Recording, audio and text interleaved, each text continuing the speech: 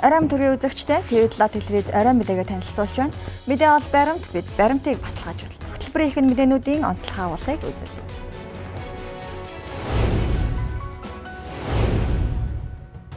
Улсын хурлын гишүүн Баатар Билэг Алтан хуйг амар төвшин ган хуйг нарын бүрэн эрхийн асуудлыг энэ 7 хоногт шийдвэрлэнэ. Хэрвээ улсын ерөнхий прокурор хуулийн дагуу оруулж ирсэн бол энэ асуудлыг би хурд яралтай хэлцэх ёстой.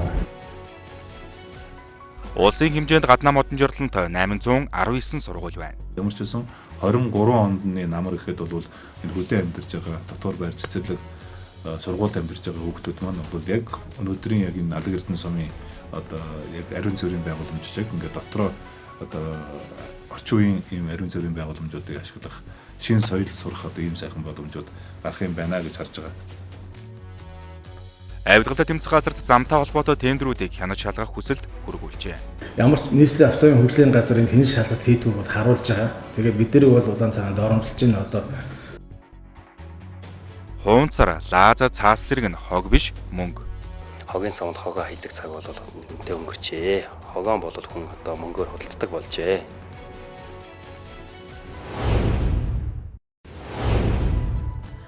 Улсын ерөнхий прокуророос өчигдөр улсын их хурлын даргад нэр бүхий улсын их хурлын 4 гишүүний бүрэн эрхийг түтгэлзүүлэх саналыг ирүүлжээ. За тодорхойлбол улсын их хурлын гишүүн Баатар Билэг, Алтан хуйг, Амар төвшин болон ган хуйг нарын нэрс хаягдсан байна. Дээрх 4 гишүүнийг түтгэлзүүлэх хэсэг саналыг халтшгүй байдлын дэд тороогоор хянан хэлцгээр болжээ. Улсын их хурлын тухай хуулийн 9-р зүйлийн 9-1-т заасан гэмтүүлтлийн явцад эсвэл гэмтгэргийн газарт нотлох баримттай нь баривчилж улмаар бүрэн эрхийг нь түтгэлзүүлэх тухай саналыг улсын ерөнхий прокурор улсын их хурлд оруулах боломжтой. Харин 9-1-ийн 2-т зааснаар гишүүнд холбогдуулан эрүүгийн эрг үүсгэсэн бөгөөд улсын ерөнхий прокурор түүний бүрэн эрхийг түтгэлзүүлэх тухай саналыг улсын их хурлд гаргах ёстой. Энэ үндсэн хоёр үндслэлээр прокуророос улсын хурлд санал оруулах хэрэгтэй. Тэгвэл өчигдөр улсын ерөнхий прокурор Жаргал сайхан улсын хурлын дараах Зандан шатарт Баатар Билэг, Алтан хуйг, Амар төвшин, ган хуйг нарын улсын хурлын гишүүний бүрэн эрхийг түтгэлзүүлэх саналыг хүргүүлээд амжижээ. Хуулинд зааснаар саналыг хүлээн авснаас хойш 5 хоногийн дотор гишүүний бүрэн эрхийг түтгэлзүүлэх хэсэг асуудлыг улсын хурлын нэгдсэн чуулганаар хэлэлцэх ёстой. Дүрм ёсоор халтшгүй байдлын дэд хороо дээрх 4 гишүүний асуудлыг авч хэлэлцэх бол дараа нь хууль зүйн байнгын хороо, төрийн байгуулалтын байнгын хороод хуралдаж хэлэлцэнэ. Эдгээр хороодоос гарсан дүгнэлтийг үндслэн улсын хурлын нэгдсэн уралдаанаар хэлэлцэх юм а. Хамгийн сүүлд төрийн байгуулалтын байнгын хороо нууц санал хураалт явуулснаар дээрх 4 гишүүнийг түтгэлзүүлэх хэсэг асуудлыг шийднэ. Товчхондоо төрийн байгуулалтын байнгын хорооны нууц санал хураалт улсын хурлын гишүүн Баатар Билэг, Алтан хуйг, Амар төвшин, ган хуйг нарын бүрэн эрхийн асуудалд цэг тавих ёстой юм а.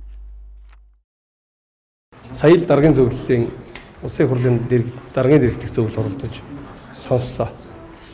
За үүний дагуу улсын хурлын даргын дэргэдэх зөвлөл хуралдаад энэ 7 хоногийн хэлцэх асуудлын төлөвлөгөөнд өөрчлөлт оруулсан. Маргааш 3 дахь өдөр халтшгүй байдлын дэд хороо оролдоно. Ер нь хуулиараа энэ хэрэг бүртгэл мөрдөн байцаалтад танилцах эрхтэй ганцхан субъект чинь халтшгүй байдлын дэд хороо шүү дээ. Тэгээд дэд хороо ямар үндслээр байгаа гэдгийг тэд нар л асуудлыг хэлсэн шүү дээ. Хэрвээ улсын ерөнхий прокурор хуулийн дагуу оруулж ирсэн бол энэ асуудлыг би хурд яралтай хэлцэх ёстой. Ямар нэгэн ажил асуудалд холбогдсон нотлох, шалгуулах шаардлагатай гэсэн бол энэ асуудлаа хуулийн байгууллагаар шалгуулад үнэн тогтоогоод тэргээд ороод ирэх нь нээлттэй. Бүрэн эрхээсээ чөлөөлөгдөж магадгүй улсын хурлын гишүүн Алтан хуйг, ган хуйг, Амар төвшин нарны хөгжлийн банкны асуудалд нэр холбогдоод байгаа юм а. Улсын хурлын гишүүн Алтан хуйгийн хувьд 2012-оос 2014 онд Монгол Улсын ерөнхий сайдаар ажиллаж байхдаа тухайн үеийн хөгжлийн банкны солонгос удирдлагуудыг өөрчилж, өөрийн хамаарал бүхий намын нөхдүүдийг томилж, банкны бүтэц чигүүргийг алдагдуулсан гэх асуудлаар түүнийг прокуророос ядлагдагчаар татаад буй. Харин улсын хурлын гишүүн Амар төвшин 2019 оны сүүлийн хагаст хөгжлийн банкны захирлаар ажилласан хугацаанд 327 тэрбум төгрөгийн зээлийг толгой мэдэн гаргасан гэдгээ. Зөвүүгээр зогсохгүй гишүүний бүрэн эрхээс чөлөөлөгдөх хэсэг асуудлаар хамт шүүгдэж байгаа ган хуйгийн эгч болох Хаш чимгийн Vertex Mining Service компанид 33 тэрбум төгрөгийн зээл давуу эрх олгосон асуудал үүсэж байсан. Ингээд улсын хурлын нэгдсэн чуулганаар зээлдэгч, зээлдүүлэгч хоёр гишүүний асуудал хэлэлцэгдэх юм а. Харин улсын хурлын гишүүн Баатар Билгийн хувьд шууд утгаараа Хөгжлөн банктай холбогдохгүй ч тус банкны чанаргүй зээлдэгчийн нэг Инвэцэг компани гүйцэтгэх захирал Баатар Билгээс жолоочоороо дамжуулан 100 сая төгрөгийн хахуул авсан байж болзошгүй хэрэгт холбогдсон яллагдагчаар татагдаад байна. За тэрээр энэ асуудалд дараах тайлбарыг хийлээ. Хөгжлийн банктай холбоотой асуудлаар шалгаж байгаа юм байна гэж ойлгосон. Өнгөрсөн 7 хоногт авилгатай тэмцэх газар дээр очиж тогтоолтой танилцсан. Тэгээд тодорхой эхний ээлжийн мэдүүлэг юмнуудыг бол өчигдөр хургуулсан баг. Ягаад гэвэл намайг яллагдагчаар татсан талаар мэдээгүй байсан. Ийм асуудал босоод явж байгаад бол харамсаж байна. Тэгээ одоо хуулийн байгууллагууд энэ асуудлыг хуулийнхаа дагуу шийдээд явах хаа л гэж бодож байна. Тэрээр Инвэцэг компани захиралтай найз гэдгээ хүлээн зөвшөөрсөн ч авилга авсан асуудлаа хүлээн зөвшөөрөхгүй байна. За тэгвэл түүнийг авилгацсан Инвэцэг компани нь Хөгжлийн банкнаас 21 сая долларын зээл авч бүтээн байгуулалтын төслөө санхүүжүүлэхээр болсон байдаг. Гэвч дээрх мөнгийг зориулалтын дагуу ашиглаагүй, урд нь авсан зээл түүний хүүгийн төлбөрт өгч заримыг нь шимшигдүүлсэн байж болзошгүй байдал тогтогдоод байгаа юм. Өнөөдрийн байдлаар Инвэцэг компани нийт зээл үлдэгдэл 73 тэрбум төгрөг байна. Чанаргүй зээлдэгч нарын ангилалд орчиход байгаа тус компани удирдлага болон тухайн үед зээл олгосон Хөгжлөн банкны гүйцэтгэх захирлаар ажиллаж байсан Батбаярыг мөн хамттан шалгаж өнгөрсөн 3 дугаар сард Сүхбаатар дүүргийн эрүүг иргэн анхан шатны шүүхээс Батбаярт 30 хоног цагдаа орох таслан сэргийлэх арга хэмжээг авсан юм а. Тэгвэл дээрх нэр бүхгийн улсын хурлын 4 гишүүний бүрэн эрхийг түтгэлзүүлэх асуудлыг энэ баасан гарагт улсын хурлын нэгдсэн чуулганаар хэлэлцэхээр болжээ. Монгол Улсын засгийн газрын шийдвэр Эрдэнэт үйлдвэрийн санхүүгийн дэмжлэгтэйгээр орон нутгийн бүх боловсролын байгууллагын ариун цэврийн байгууламжийг шинжилгээр болсон. За улсын хэмжээнд гаднаа модон жорлонтой 819 боловсролын байгууллага байгаа юм. Тэдгээрийн 20% нь шинжилэгдээд байна. Боловсролын 819 байгууллагыг орчин үеийн ариун цэврийн байгууламжтай болгохын тулд 4 ээлжид хуваан эхний 2 ээлж буюу 325 сургууль цэцэрлэг дотор байрны ариун цэврийн байгууламжийг шинжлэх ажлыг 2020-с 2021 оны хичээлийн жилд эхлүүлжээ. Харамсалтай нь шатанд хариуцлага алдагдсанаас болж төслийн эхний 2 шат удааширсан байдалтай байна. Зураг төсөлгүй төлөвлөлт алдаатай, байрлал болон ариун цэврийн өрөөг буруу сонгосон, технологийн сонголт буруу гэд олон бэрхшээлүүд тулгарчээ. Хэдийгээр 1-2 дугаар ээлжийн бүтээн байгуулалт удааширсан ч алдааг засаж залруулах ажлууд энэ онд хийгдэж зарим сургууль дотор байранд ариун цэврийн байгууламжууд ашиглалтад орсныг мэдээлж байна. Боловсрол шинжилгээ ухааны сайд Хөвсгөл аймагт ажиллах үеэрээ Алаг Эрдэнэ сумын дотор байр сургуулийн ариун цэврийн байгууламжтай танилцсан байна. Амьдрал дээр ирэхээр газар дээр нэрж үзэхэд бол бас олон асуудлууд байна. Энэ технологийн сонголтын асуудлууд байж байна. Хөгжлийн бэрхшээлтэй хүүхдүүдтэй газар бас энэ бүрэн асуудлуудыг шийдээгүй гэх мэтлэнгээр ингээд олон бэрхшээл гарсан байна. Энийг ингээд зас залруулад бид нар энэ жил ихэд энэ жил нийт 820 объектээс нийт 400 орчим объектуудын бүх зураг төслүүд нь зарлагдсан объектуудыг бид нар хийж дуусган хөтөлж байгаа. Ямар ч байсан 23 ондны намар ихэд бол энэ хөдөө амьдарч байгаа дотор байр цэцэрлэг сургуульд амьдарч байгаа хүүхдүүд маань бол яг өнөөдрийн яг энэ Алаг Эрдэнэ сумын яг ариун цэврийн байгууламж шиг ингээд дотроо орчин үеийн ийм ариун цэврийн байгууламжуудыг ашиглах шин соёл сурах ийм сайхан боломжууд гарах юм байна гэж харж байгаа.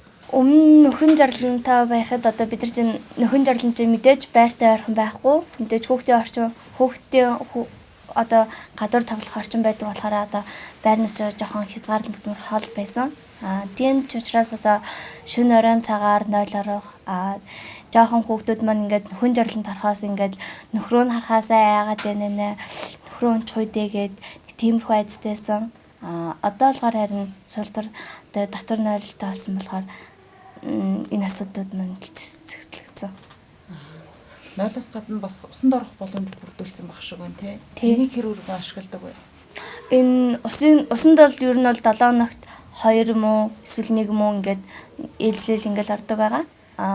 Өмнө нь болохоор бид нар болохоор дотор юм усан хал ус байсан. Одоо энэ тустай ийшээ явангуудад ингээд юм халуун усны байр гэж байдаг гэсэн. Сумын халуун усны тий. Тэрэнд ингээд байрны хүүхдүүд тусанд ордог байсан. Одоо харин дотроо ингээд халуус таасан болохоор бид нэр 7 хоногт 2 удаа энэ төр орж болно. байхгүй. Ялангуяа хүүтний уйлдралд олуулна гарч бийдсэн гэдэг ялангуяа хүүхдтэй багш нарт ч гэсэн хичээл дундуур гарахад аягүй төвхтэй байдаг. Тэгээд дотроо байгууламжтай болсон да завсарлагын цагтаа ч гэсэн амжаад орох бүрэн боломжтой. Ийм бол шийдэгдсэн байгаа. Сургууль цэцэрлэгийн ариун цэврийн байгууламжийг шинжлэх төслийн 3 дахь хэсэг буюу 330 байгууламжийн зураг төслийн тендер шалгаруулалт энэ өдрүүдэд эхэлж байна. 2023-аас 2024 оны хичээлийн жил гэхэд энэ төсөл бүрэн хэрэгжиж дуусна гэдгийг салбарын сайд онцолжээ.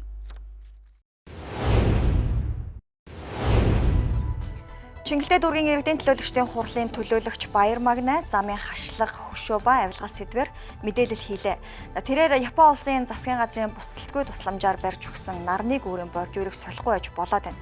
Гэтэл монголчуудын барьсан бордюр жил бүр хамуурч солих шаардлага үүсгэх нь байж боломгүй зүйл гэдгийг хэлсэн. Нийслэлийн Чингэлтэй дүүргийн иргэдийн төлөөлөгчдийн хурлын төлөөлөгч Баяр Магнай эвдрээгүй замын хашлахыг жил бүр сольж тендер зарлаж байгааг шалгах хэрэгтэй гэж харж байна. Ингэхдээ нийслэлийн автозамын хөгжлийн газрын дараагаад дараагуулан засвар ашиглалтын хяналтын хилцээг шалгах шаардлагатай гэж үзэж байгаа юм байна. Ямар ч нийслэлийн автозамын хөгжлийн газрын хяналтын шалгалт хийдгүү бол харуулж байгаа. Тэгээд бид нар бол улаан цагаанд оромжилж байна. Одоо замын бордюр одоо хамаарад тэрнээсээ солилдгоо гэж. Тэгэхээр одоо Японы гүүрээ одоо бид нар хэдэн жил янзлаастай байж наавс. Тэгээд нарны замыг янзлсан одоо ингээд хэдэн жил зүгээр байж тэнд бордюр солих шаардлагагүй байсан. Тэгээд ингээд одоо хэд бусад бордюруудыг яагаад одоо монголчуудын хийсэн бордюр одоо хамуурд юм уу хайшаа тий. Энэ юуг харуулж байгааг нь элтэд одоо яад ирдэг доромжсон. Тэгээд ер нь ийм байдал одоо цаашаа байж болохгүй гэж үзсэн. Тэгэхээр одоо нэг талдаа гарчмаар байна. Хоёрдугаар асуудал нь бол хөшөөтэй холбоотой асуудал байна. Одоо манай улсад бол баг хэд одоо хөшөөгөөр нэгт орж байна. Тэгээд миний хувьд бол 11 сард богцонхоо асуулаар ярих төвцөх газар төгсөн. Одоогоор одоо хариу өгөөгүй байна. Одоо утга хариу өнгө хэлсэн. Тэгшин богцонхоо хөшөөг бариад одоо утаагүй болно гэдэг ч юм уу.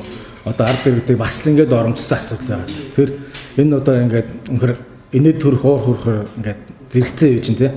Тэгэхээр одоо дахиж хөшөө мөшөөгөө болио. Одоо жанраасыг бариад одоо юу болсон байг бүгдээр мэдэж ш. Одоо гандан байжлаа тойроод баастаа уталцаал юу чинь тийм л асуудал байна шүү. Чингэлтэй дүүргийн иргэдийн төлөөлөгчдийн хурлын төлөөлөгч Баяр Магнагийн хувьд авилгатай тэмцэх газарт 2021-ээс 2022 оны явган зам, дугуйн зам, автозамтай холбоотой тендерүүдийг хянаж шалгах хүсэлтийг хөргүүлж байгаа юм байна. Түүний хувьд жил бүр нийслэлийн явган болон автозамын бордюр хашлахыг сольдог. Гэхдээ солигдож байгаа бордюруудыг харахад эвдрэл гэмтэлгүй зүгээр байдаг нь эргэлзээ төрүүлж байгаа. Мөн тухайн солигдсон бордюруудыг аваад хаана хадгалах нь тодорхой бус байгаа нь хардлага төрүүлж байгааг хэлсэн юм.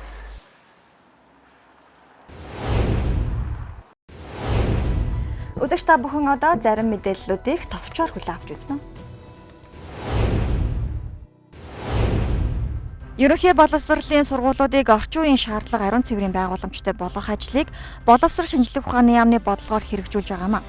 2020-с 2021 оны хичээлийн жилд эхэлсэн уг төслийн эхний 2 шатанд зураг төсөлгүй технологийн алдаатай төлөвлөлт буруу хийсэн гэх мэт бэрхшээл үүсч байсан ч алдаагч зас залруулан ажиллаж эхэлжээ. Боловсрол шинжилгээ ухааны яамны төлөөлөл Хөвсгөл аймагт ажиллах үеэрээ алга эрдэнэ сумыг зорж дотуур байрны сурагчтай уулзжээ.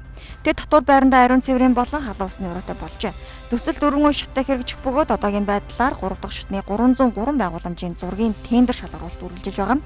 4 дахь шатанд 190 байгууллага хамрагдана хэмээн боловсрол шинжилгээ ухааны яамнаас мэдээллээ. Дархан аймгийн Шарын гол сумын нутагт энэ сарын 24-ний өдрийн 21 цаг 40 минутын орчимд шавар дуунсан үхэр гарах гэж байсан 3 хүний нэг тус сумын хараад малчин морьтойгоо тогтоол усанд тосолджээ. Ослын дуудлагыг тухайн өдрийн 21 цаг 55 минутанд хүлээн авч Тус аймгийн онцгой байдлын газрын Шарын гол сум дах Галтэмэр унтраах аврах 55 дугаар ангийн албах агчид 30 малчин ээг 90 сурвалжлах ажиллагаа эхлүүлсэн байна.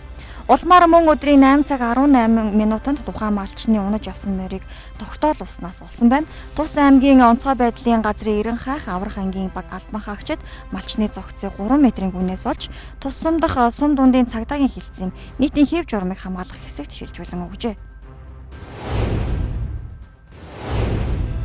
Манай улс сүүлийн 2 жил олон улсын хүүхдийн эрхийг хамгаалах өдрийг цар тахлын улмаас тэмдэглээгүй. Энэ жилийн хувьд 6 дугаар сарын 1-нд хүүхдийн баярыг тэмдэглэн өнгөрүүлэх хотын даргын захирамж гарсан байна. Хотын даргын захирамжинд тусгаснаар олон улсын хүүхдийн эрхийг хамгаалах өдрийг тохиолдуулан 2022 оны 6 дугаар сарын 1-ний өдөр Жанжин Сүхбаатарын талбайд нийслэлийн хэмжээний нэгдсэн арга хэмжээг зохион байгуулахаар болжээ. Мөн Харьяа нутаг дэвсгэртээ баярын арга хэмжээг зохион байгуулж ажиллахыг дүүргүүдийн засаг дарга нарт үүрэг болголоо. Хуулийн дагуу 6 дугаар сарын 1-нд бүх нийтийн амралтын өдөр байдаг. 2022 оны 6 дугаар сарын 1-нд лав гарагт тохионо. Улсын хэмжээнд коронавирусын халдварын тархалт буурсан тул улбар шар төвшнөөс шар төвшөнд шилжиж хязгаарлалтын дэглэмийг бууруулах шийдвэр энэ оны 1-р сарын 15-нд засгийн газар гаргасан билээ. Ингэснээр үйлчилгээний байгууллагуудын үйл ажиллагаа энгийн горомд ороод байгаа юм а.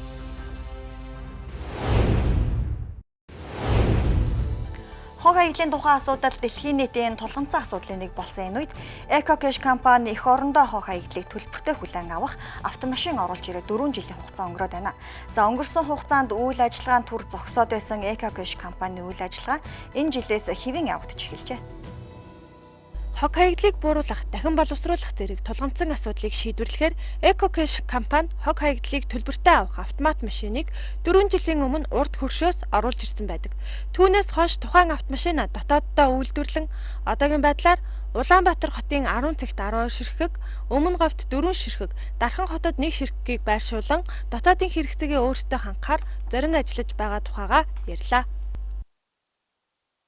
Одоо үндэсний үйлдвэрлэлийн бүхий л байгууллагуудын сав баглааг савыг хүлээж авч байна. Гэхдээ яг төрлөөр нь тооцох юм бол одоогоор бидний дээр бүртгэлтэйгээр 1000 гаруй төрлийн сав болон лаз, сүү тарганы цаас нь хайрцгийг хүлээж авч байна. Гэхдээ энэ бол импортоор орж ирж байгаа босод бараа бүтээгдэхүүний савыг бол цаашид хүлээж авна гэсэн нэмэгдээд үүгээр дамжуулж цуглуулсан сав хуванцарыг бол дахин боловсруулах үйлдвэрлэл бид нар нийлүүлэх тэр үйлдвэрийн шугамыг өөрсдийн компаниар дамжуулж оруулж ирэх ийм л төлөвлөгөөр ажиллаж байгаа. Тийм болохоор бид нар 22 оны 90 дундуура хуванцар дахин боловсруулдаг энэ үйлдвэрийг Монгол улсад оруулж ирж байгаа. Энэ рүүгээ энэнийхэн төвхөн эдийг нөөцлөх, бэлтгэх, энэ рүүгээ нийлүүлэх ийм зорилготойгоор ажиллаж байгаа.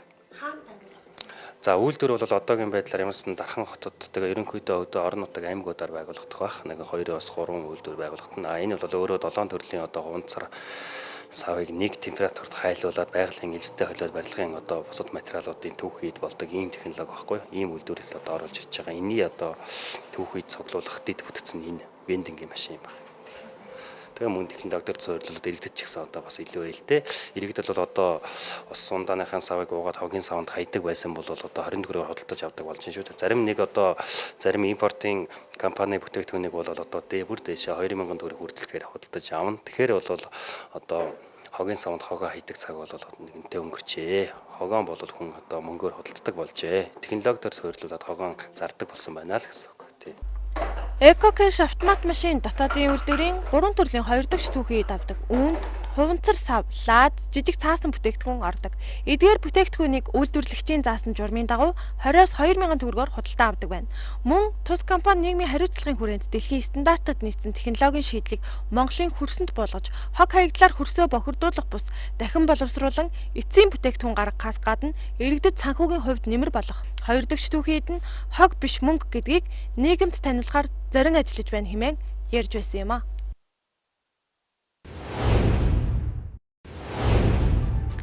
Хуванцар, лаз, цаас зэрэг нь хог биш мөнгө гэдэг ойлголт орон нутагт ч дэлгэрээд байна.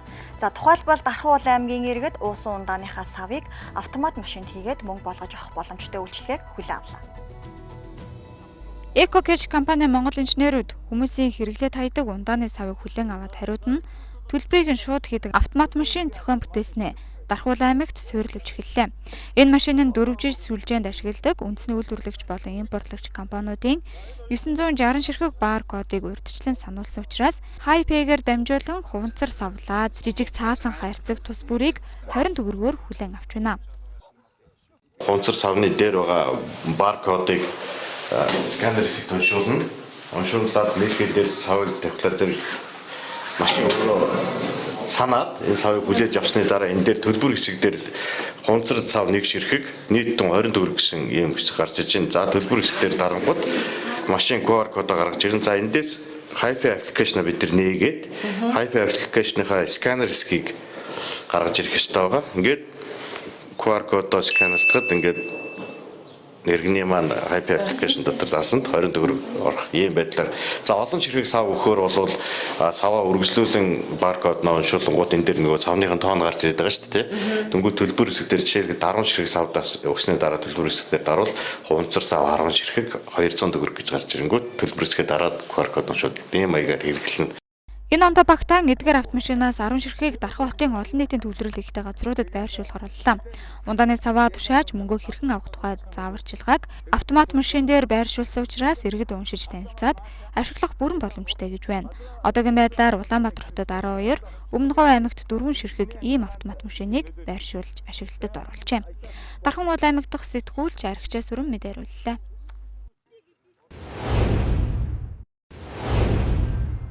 Хууль бусаар хайрга дайрга олборлож байгаа талаар энэ сарын 16-нд иргэн захин орчинд шүүмжилсэн.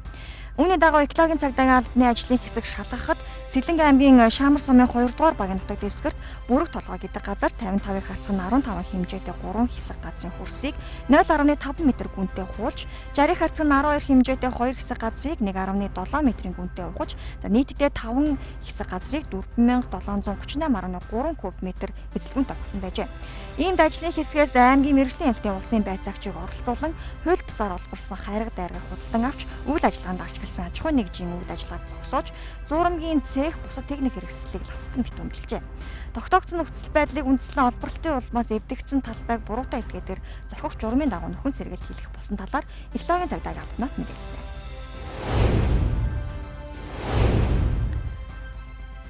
Өнгөрсөн 7 хоногт орон нутгийн ихэнх хэсгээр хүчтэй салхи шороо шуурга шуурчээ. Тухайлбал Говьалтай аймгийн нутгаар салхины дундаж хурц секундэд 18-аас 20 м, зарим үед секундэд 21-аас 30 м, Төв аймгийн нутгаар баруун болон өмнөд хэсгээр салхины дундаж хурц секундэд 18-аас 24 м, зарим үед секундэд 24-аас 40 м хүрч хүчтэй шуурч цаг агаарын гамшигт үзэгдэл болжээ. Өчигдөр хүчтэй салхисны улмаас Говьалтай аймгийн Төвөрг сумын засаг даргын тамгын газрын өвсний агуулгын дээвэр, баг дунд 2 сургуулийн дээвэр, 4 айлын гэр нүрж, 6 айлын байшин, 1 цайны газар, 2 гараж, 1 дэлгүүрийн дээвэр хуулгарчээ. Мөн сумын төвөөс баруун урд зүгт 72 км-т бор бүлгийн улсын нөөцийн цэгийн дээвэр хуулгарч, өндөр хүчтэлийн 3 шөнө унсан байна.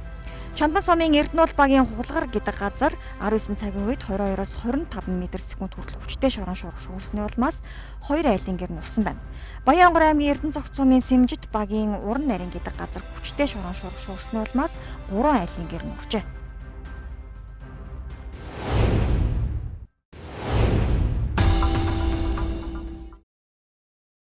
За үзэгчдээ би яг одоо Сүхбаатар дүүргийн 19 дугаар хороо хандгаатын цусланд ирсэн байна. Тэгэхээр эндээ бол одоо нийслэлийн байгаль орчны газраас хян шалгалтыг зохион байгуулж тодорхой зөрчлүүдийг гаргасан одоо байрлалууд дээр шаард хуудсыг өгөөд явж байна. Бид нэр одоо тодруулгаараа та бүхэнтэй нийслэлийн байгаль орчны газрын ойн хэлцээний дарга Лавгд оржиг уулзуулж байна. Таны өндрийн мэндийг хүргье. За сайн байна.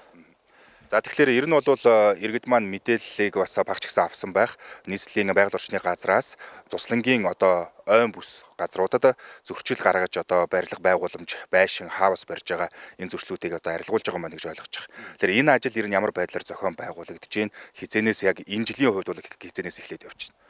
За энэ жилийн хувьд болохоор бид нэр 4 дугаар сарын эхээс ахуулаад хян шалгалтыг хийж явж байгаа. Нийслэлийн байгаль орчны газар дээр нийслэлийн нутаг дэвсгэрийн 33 байгаль хамгаалагч ажилладаг байна.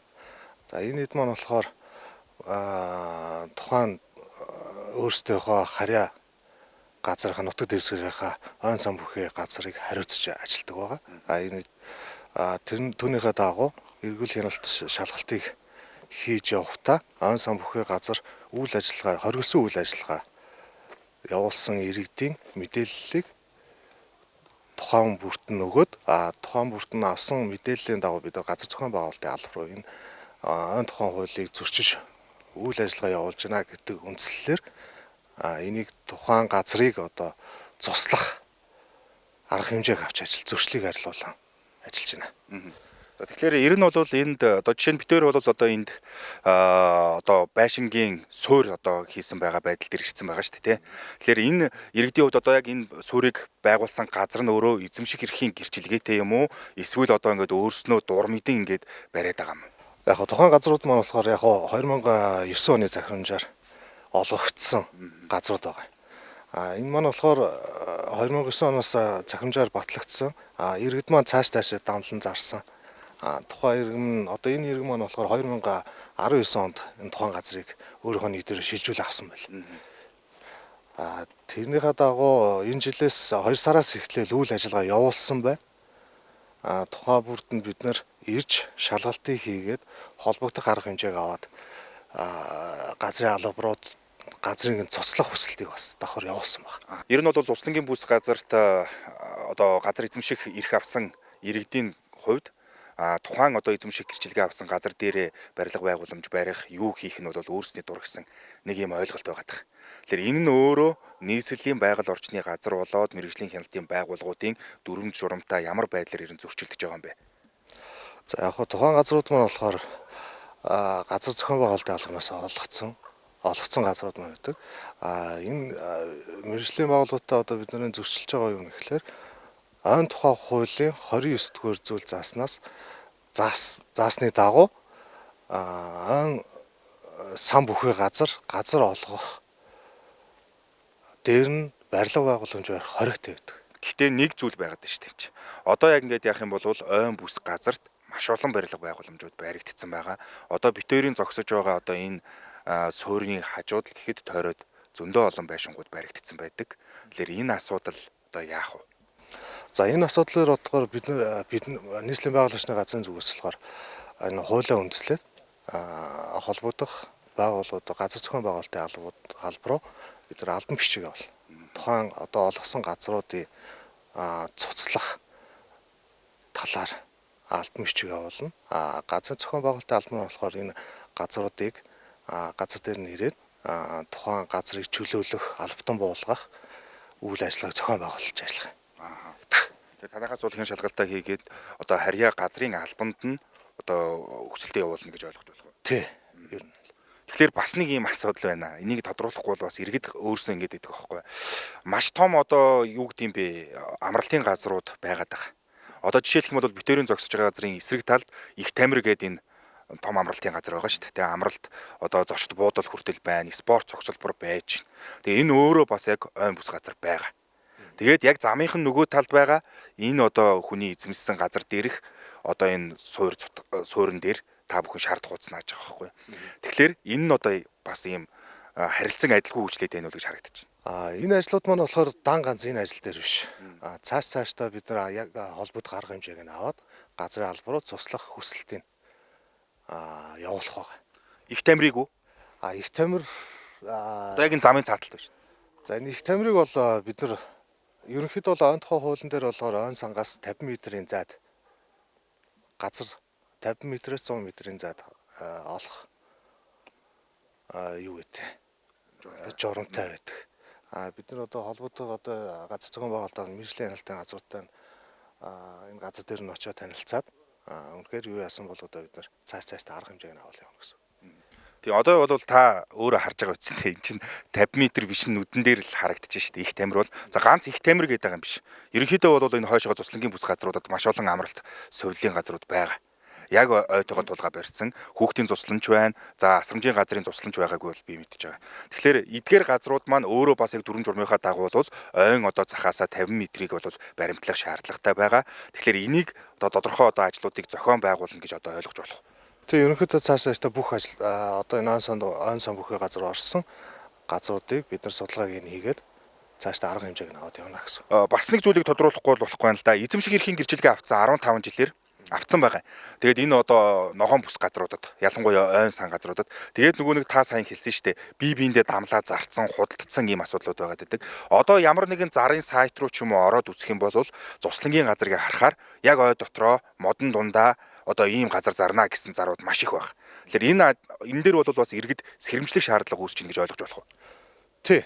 Ер нь бол иргэд бол одоо хаана газар авах гэж байгаа ихний ээлжин судлах хэрэгтэй. Тухайн газар маань ойн сан бүхий газар орсон байна уу, ороогүй байна уу гэдгийг харах хэрэгтэй. Эннийхээ дагуу иргэд өөрсдийн цаашдаа энэ газрыг аваад өөрсдийн эд хөрөнгөөрөө хохирно гэсэн үг. Тийм болохоор сайн судалгаа хийж газраа ер нь авсан дээр. За тодруулах өгсөнд баярлалаа. За үзэгчдээ тодруулах мэдээллийг та бүхэнд хандгаатын цуслан дээрээс хүргэлээ.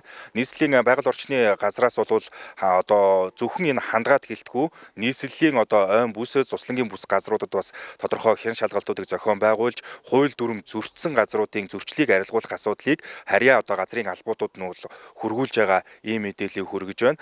Тэгэхээр иргэдийн хувьд бол цуслангийн газар авах болон сонирхож байгаа иргэдтэй сануулж хэлэхэд ойн одоо бүс газраас одоо уулын бил газраас 100 м-ээс одоо зайтай газруудыг бол сонирхож цуслангийн газрыг бол авахыг зөвлөж байна. Тэгээд ерөнхийдөө бол энэ цуслангийн газар эзэмшиж байгаа иргэдийн хувьд тухайн газар дээр барилга байгууламж барихтаа хууль дүрмийнхээ дагуу үйл ажиллагааг явуулахыг зөвлөж байна.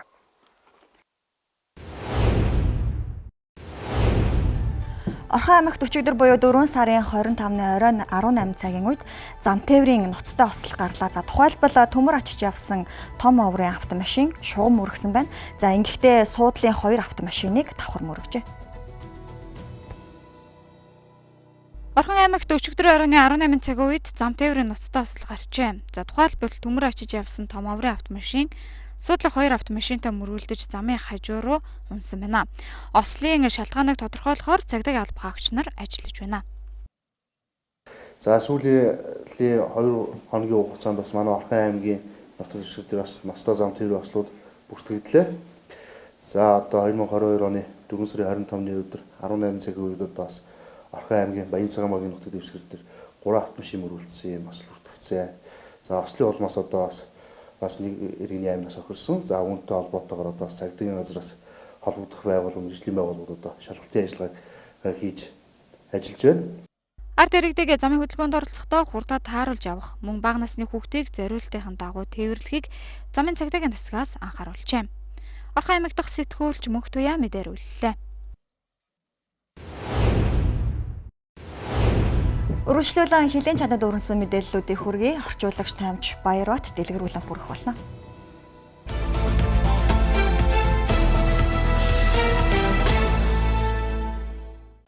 Үзэгчдээ энэ өдрийн мэнд хүргэе. За олон улсад болж буй онцлог үйл явдал мэдээллийн таймыг үзэгч та бүхэнд таймлал хүргье. За өчигдөр нэгдсэн үндэсний байгууллагын ерөнхий нарийн бичгийн дарга Антонио Гутерриш Туркийн нийслэл Анкара хотноо тус улсын ерөнхийлөгч Эрдогантай уулзаж Украиний асуудлаар дэлгэрэнгүй санал үлдсэн байна. Тэгэхээр Турк улсын зүгээс Оросын холбооны улсуудад Украиний хооронд үүссэн нөхцөл байдлыг зохицуулахар идэвх санаачлагтай ажиллаж байгаа. За ийм учраас нэгдсэн үндэсний байгууллагын ерөнхий нарийн бичгийн дарга Туркийн төрийн тэргүүнтэй за цаашдаа Украиний нөхцөл байдлыг зохицуулахын тулд Туркийн талаас Украин болоод Оросын холбооны улстай хэрхэн яаж ажиллах. За мөн нэгдсэн үндэсний байгууллагын энэ асуудлыг зохицуулахад хичээл зүтгэл ямар байх талаар бол талууд дэлгэрэнгүй санал солилцсон байна. Тэгэхээр өнөөдөр нэгдсэн үндэсний байгууллагын ерөнхий нарийн бичгийн дарга Москвад ажиллаж байгаа. Тэгэхээр Оросын холбооны улсын төрийн тэргүүнтэй Украиний асуудлаар ярилцсан. Нэгдсэн үндэсний байгууллагын ерөнхий нарийн бичгийн даргын хувьд Украин болоод Оросын холбооны улсын талуудад хандаж 4 хоногийн хугацаатай гал зогсоож эвлэрлийн яриа хэлцээ явуулахыг уриалсан. За гэвч нүүбийн ерөнхий нарийн бичгийн даргын санал санаачлал бол хэрэгжээгүй. Тэгэхээр нэгдсэн үндэсний байгууллагын ерөнхий нарийн бичгийн даргын хувьд дэлхийн дахинд Оросын холбооны улс болоод Украиний хооронд үүссэн нөхцөл байдлаас шалтгаалж хүмүүнлэгийн хямралт байдал, за эдийн засаг санхүү болоод бүхий л улс орнуудад хүндрэлтэй нөхцөл байдал үүсэж байгаа учраас энэхүү дайнаа яаралтай зогсоож энхийн хэлцээр байгуулах энэ асуудлыг зохицуулахыг бол талуудад уриалж байгаа. За мөн энэ асуудлыг зохицуулах улс орнуудын талуудтай мөн нэгдсэн үндэсний байгууллагын зүгээс яриа хэлцээ явуулж энэ асуудлыг шийдэхээр ийм санаачлаг гаргаж байгаа учраас Оросын холбооны улсын төрийн тэргүүнтэй түүний хийх уулзалт чухал ач холбогдолтой гэдгийг бол улсын хэвлэл мэдээллийн эрхсүүд онцолж байна. Тэгэхээр Оросын холбооны улс болоод Украиний хооронд энхийн хэлцээр байгуулах асуудалтай холбоотой энэ яриа хэлцээ хэрхэн үр дүнтэй явж байгаа талаар за өчигдөр Оросын гадаад хэргийн сайд тус улсын телевизэд өгсөн ярилцлагын талаарх мэдээлэл хүргэе. Тэгэхээр Украиний тал Стамбулын яриа хэлцээнээс хоёр талын төлөөллүүд тохиролцоонд хүрсэн бодит үр дүнгээс бол ухралт гаргасан. За энэ нь бол хоёр талын хооронд энхийн хэлцээр байгуулах асуудлыг бол урагшлуулахгүй хүндрэлтэй нөхцөл байдал үүссэн гэдгийг бол өчигдөр онцлсон. Тэгэхээр Украиний талын энэхүү ухралт гаргахад нөлөөлсөн гол хүчин зүйл нь Америкийн нэгдсэн улс болоод Их Британи, за магадгүй Польш болоод Балтийн тэнгисийн улс орнууд Украинд нөлөөлсөн байж болцсохгүй. За энэ нь бол энэхийн яриа хэлцээнд бол яг мухардалд орууллаа гэдгийг бол өчигдөр сэргээл ороо сайд мэдээлсэн. Тэгэхээр өрөндийн улс орнуудын зүгээс Оросын холбооны улсын эсрэг 6 дахь багц хориг арга хэмжээг авна гэдгийг бол энэ 7 хоногт бол мэдээлнэ гэдгийг Еврокомиссийн төлөөлөл мэдэгдсэн. Тэгэхээр өрөндийн улс орнууд буюу одоо ялангуяа Европын холбооны зүгээс Оросын эсрэг авах энэ 6 дахь багц хориг арга хэмжээний хүрээнд Оросын эрчим хүчний одоо түүхийд за мөн банк санхүүгийн салбар руу энэхүү чиглэгдэнэ гэдгийг бол онцлсан байна. Тэгэхээр энэхүү шинэ багц хориг арга хэмжээг авахын тулд Европын холбооны улс орнууд нэлээд нухастай одоо ярилцсан. За энэ хориг арга хэмжээ нь Оросын үзүүлэх одоо нөлөө илүү одоо нэмэгдүүлэх. За харин Европын холбооны улс орнуудад үзүүлэх энэ хохирлыг аль болох бага байлгах. За Оросд үзүүлэх дарамт шахалтыг ихсгэх, Европын холбоонд үзүүлэх одоо сөрөг нөлөөллийг аль болох бага байлгах ийм оптималны ийм цэг дээр Оросын холбооны улсын эсрэг одоо хориг арга хэмжээ чиглэгдэх ёстой. Ийм учраас Европын холбооны зүгээс энэ одоо байр сууриас талууд нэлээд нухацтай асуудлыг бол ярилцсан гэдгийг бол мэдгдсэн байна. За Оросын холбооны улсын Украины зүүн бүс нутагт явуулж байгаа цэргийн үйл ажиллагаа эрчимтэй явагдаж байгаа.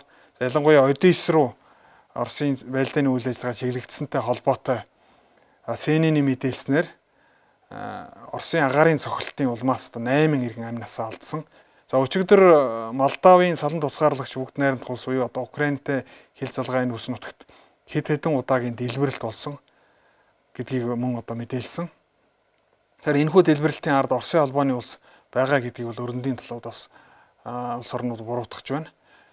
Тэгэхээр Оросын холбооны улс Украин цэргийн үйл ажиллагаа явуулж эхлэхтэй холбоотой өрөндийн улс орнуудын хэвлэл мэдээллийн хэрэгслээр Оросын байлдааны үйл ажиллагаа за Украины хар тэнгисийн дагуух энэ бүс нутгийг эзлэж за цаашдаа Молдов руу нэвтрэн орно. За Молдовын салан тусгаарлагч бүгд найрамдах улсыг одоо хамгаалах нэрээр Оросын холбооны улсын цэрэг одоо Молдов руу нэвтрэнэ гэсэн ийм хүртэл Оросын цэрэг дайны тактикийн үйл ажиллагааг бол олон нийтэд дэлгэж байсан. За үүнтэй холбоотойгоор энэ Молдовд болж байгаа үйл явдлын цаана Оросын холбооны улсыг бол буруутгаж байгаа. За харин Оросын холбооны улсын зүгээс энэ үйл явдалтай ямар нэгэн холбоогүй гэдэг бол няцаалт өгсөн байна. За Еврокомиссийн ерөнхийлөгч энтхэг улсад 2 хоногийн айлчлал хийлээ. Тэгэхээр өчигдөр энтхэгийн ерөнхий сайд Нарендра Модитой уулзаж за хоёр талын хамтын ажиллагааг бэхжүүлэх. За хамтын ажиллагааны хүрээнд одоо энтхэг болоод Европын холбооны хооронд үүсэж байгаа энэ эдийн засаг худалдааны үйл ажиллагааг үе шат ахиулах талаар за өргөн хүрээнд бол санал солилцсон байна. Тэгэхээр өчигдөр талууд хоёр талын төлөөлөл за энтхэг болоод Европын холбооны худалдаа технологийн зөвлөлийг байгуулахыг тохиролцсон. Энэхүү зөвлөлийг байгуулснаар хоёр талын хооронд худалдаа болоод энэ технологийн салбартах хүндрэлтэй нөхцөл байдлыг даван туулах, за хамтын ажиллагааны энэ стратегийн түншлэлийг илүү цааш нь бэхжүүлэхэд чиглэгдсэн чухал хамтын ажиллагааны механизм болно гэдгийг бол хоёр талын төлөөллүүд энэ уулзалтын дараах хэвлэлийн баг хурал хамтарсан мэдгдлээр энэхүү зүйлийг бол онцлсан байна. Тэгэхээр Оросын холбооны улстай энтхэг улс сүүлийн жилүүд хамтын ажиллагаа улам бэхжүүлж байгаа. За Оросын холбооны улс бол Украиний хооронд үүссэн нөхцөл байдлын дараа Оросын гадаад хэргийн сайд энтхэг улсад айлчилсан. За үүнтэй холбоотойгоор Америкийн нэгдсэн улс болоод өрөндийн улс орнууд энтхэгэд явуулах энэ гадаад бодлого дипломат яриа хэлцээг улам идэвхтэй нэмэгдүүлж байгаа. Ийм учраас Европын холбооны төлөөлөл Еврокомиссийн ерөнхийлөгчийн энтхэгт хийж байгаа айлчлал нь за Европын холбоо энтхэгтэй хамтын ажиллагаагаа улам бэхжүүлэх хүрээнд чиглэгдсэн чухал одоо айлчлал боллоо гэдгийг бол онцлсан байна. Тэгэхээр Европын холбооны зүгээс энэ хөгжиж буй улс орнууд за мөн Аз номхон талайн бүс нутгийн улс орнууд за мөн Америкийн нэгдсэн улсын энтхэг номхон талайн санаачлага үзэл санааны хүрээнд мөн хамтын ажиллагаагаа энтхэгтэй за бэхжүүлэх за мөн Аз номхон талайн улс орнуудтай хамтын ажиллагаагаа илүү бэхжүүлэх хүрээнд хамтын ажиллагааны томоохон төсөл хөтөлбөрүүдийг хэрэгжүүлэхийг зорж байгаа. Тэгэхээр Европын холбооны энэхүү санал санаачлах хөтөлбөр нь за Аз номхон талайн бүс нутагт хятадын нүсэн нэмж байгаа нөлөө за бүс ба замын эсрэг гаргаж тавьж байгаа энэ хамтын ажиллагааны томоохон стратегийн бодлого болж байгаагаар онцлог.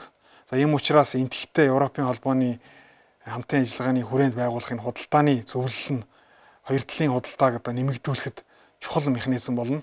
За энтхэгийн зүгээс мөн одоо дипломат болоод энэ худалдаа эдийн засгийн хамтын ажиллагааг нэмэгдүүлэх хүрээнд Европын холбооны улс орнууд, за Америкийн нэгдсэн улстай хамтын ажиллагаагаа бэхжүүлэх, за Оросын холбооны улстай энэ цэрэг батлан хамгаалах эрчим хүчний одоо хамтын ажиллагаагаа мөн одоо шатахуулах хүрээнд за бүс нутагтаа энэ дипломат оновчтой энэ бодлого хэрэгжүүлж байгаа нь. За энтхийн зүг чиглэж байгаа энэ Европын холбооны улс орнууд, Оросын холбооны улс, Америкийн нэгдсэн улсын гадаад бодлогоос бол харагдж байна гэдгийг олон улсын хэвлэл мэдээллийн хэрэгслүүд болоод ажиглагч шинжээчид онцолж байна.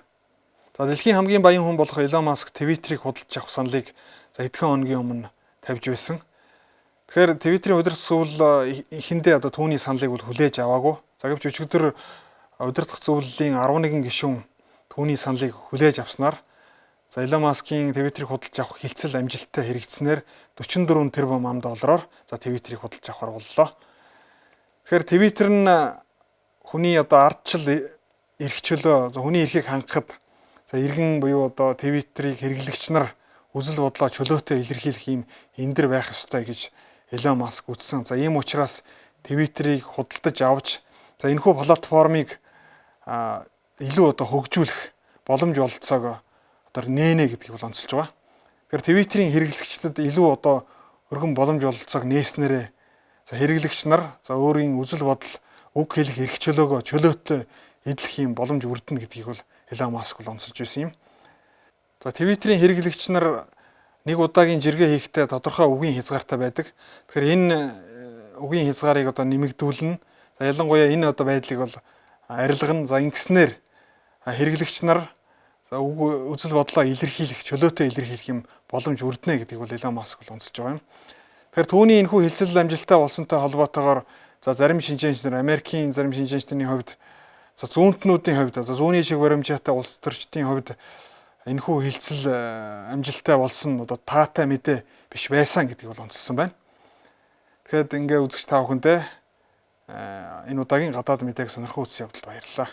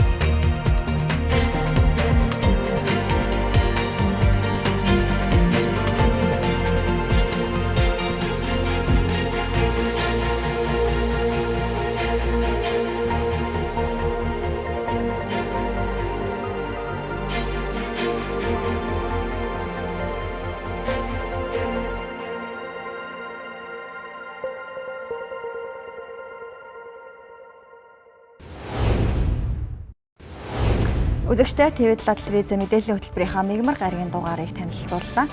Дараагийн мэдээллийн хөтөлбөр маргааш 19 цаг 20 минутаас хүрэх болно.